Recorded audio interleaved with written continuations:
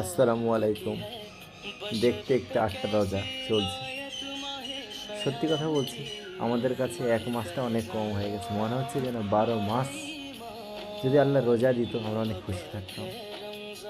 আমরা সারাদিন খিদে পেটে থাকি, না খেয়ে থাকি, এত খাবার নাড়াচাড়া করি, এত চোখের সামনে খাবার নিয়ে আমরা ঘোরাফেরা করি, একবারও ইচ্ছে হয় না আমরা খাবার খেয়ে নিই। কেন জানো? আল্লাহকে আমরা অনেক ভয় করি, অনেক ভালোবাসি। নবী সাল্লাম নবী সাল্লাল্লাহু সাল্লামের মুখে ছিল হাসি, পেটে ছিল না খাবার, সেই তো হয়েছে রোজা বারবার।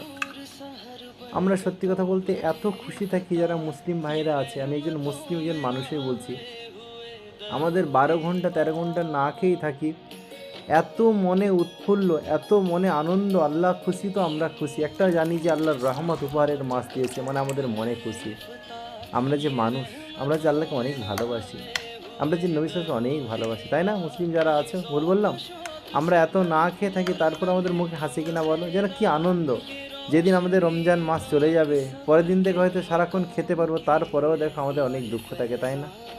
যাই হোক, ভিডিওগুলো রাখলে সাবস্ক্রাইব করে রেখো এবং শেয়ার করে দাও, হ্যাঁ।